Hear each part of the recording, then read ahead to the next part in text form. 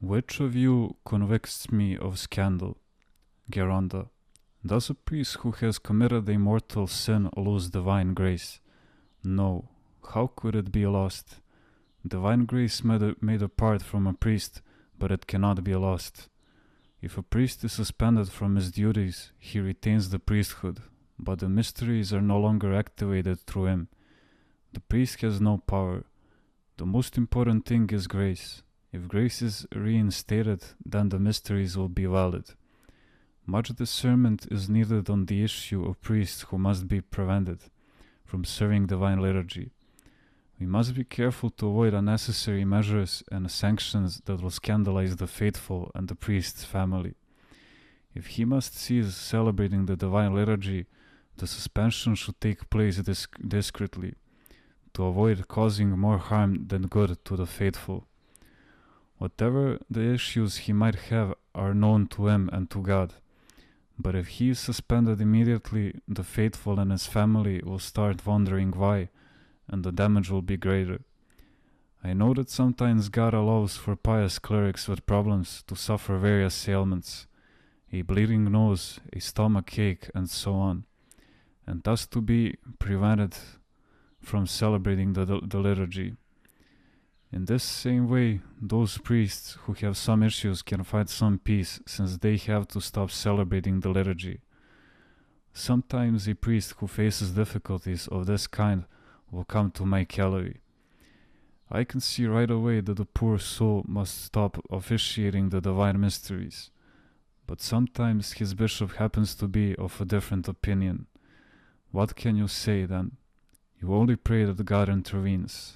Once I remember, I had talked to a priest and convinced him that he should stop. But then, when he told this to his spiritual father and his bishop, they disagreed. So he remained an active priest despite his problem. Some time later, he was struck by a car while walking on the sidewalk. The car jumped the curb and left him dead on the spot. It is a fearful thing to fall into the hands of the living God. Our Orthodox Church is not in any way defective. Whatever flaws there might be are caused by us, both hierarchs and laymen. When we misrepresent the Church,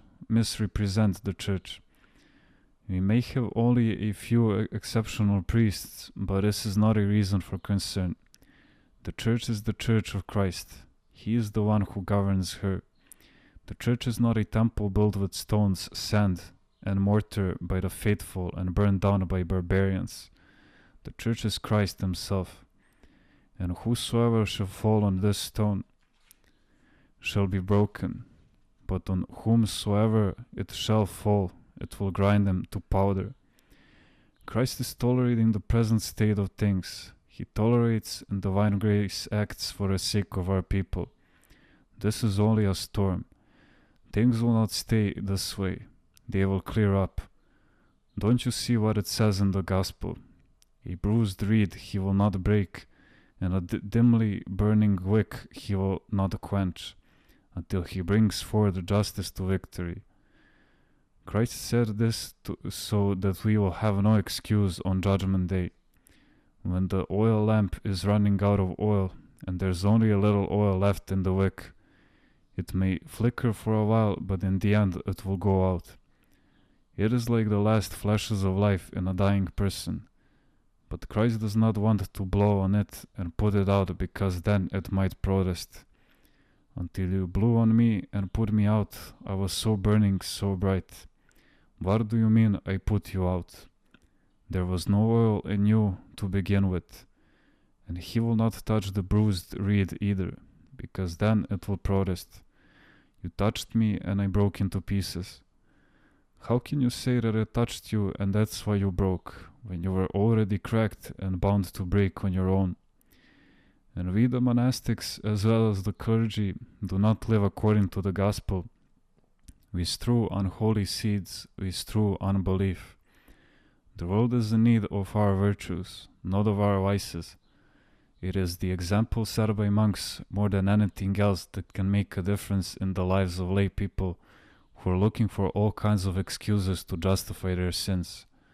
We must be very careful.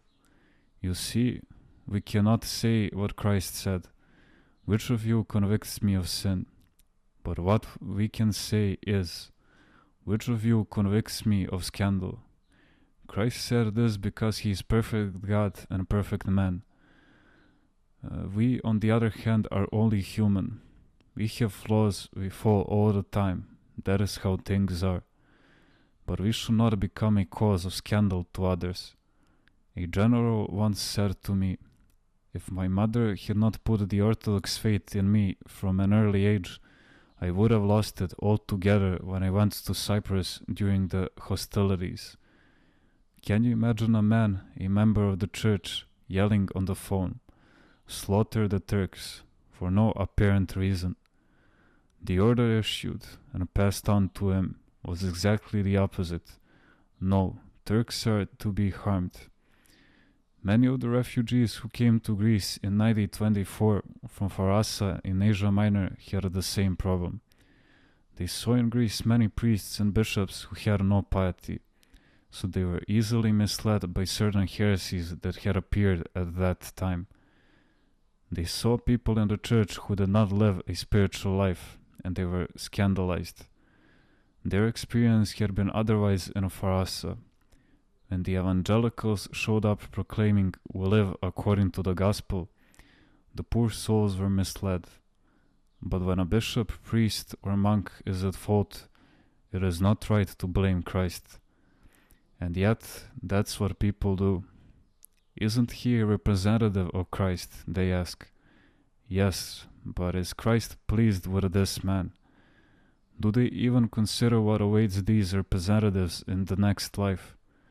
You see, people who are scandalized by problems in the church end up losing their faith because they do not realize they're blaming the church for the mistakes of one. Priest like blaming the government for the mistakes of one policeman. Those who have good dispositions will appreciate this point where it is explained to them. They have an excuse because no one helped them and they remained uninformed about some things. Uninformed. Geronda. How come no one comes forward to denounce all these church scandals? It is not possible to take a position on all ecclesiastical matters. There are situations that make this very difficult. It is even possible that one will patiently tolerate a situation until God shows him the right course of action. It is one thing to tolerate a situation, and another to accept it when one should not. When we run into such problems, it's important that we speak with respect and with courage, instead of issuing insults and going public with our disdain. It is best that we talk privately to the person at fault, with love and compassion, and draw his attention to certain things. Neither a person who aggressively declares the truth face to face, nor one who publicizes it is sincere or responsible.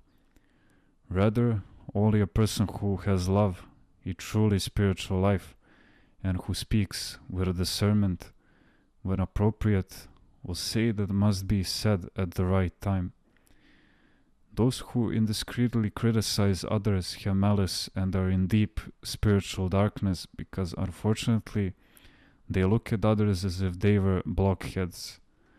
While they mercilessly hew others down, making them suffer, these people are thrilled at the prospect of setting others straight. Only in one who truly has a demon would such behavior, the public exposing of others' sins, and the revealing of their past be justifiable. However, this is only true in those cases where the demon has rights, or where those whose sins are revealed and he is trying to shatter their weak souls. It's natural for an unclean spirit to reveal the vices of people, but never their virtues. But those who have been freed from their passions, since they have no malice left in them, correct evil with goodness. If they see dirt that is difficult to remove, they will go and place a cover on it, so that those who see it may not be repulsed. By contrast, Those who spend their time poking through garbage are like chickens. Nowadays, the devil is putting smudges on everything he can find and spreading confusion everywhere. But in the end, he will fall on his face. The time will come when the righteous will shine for all to see.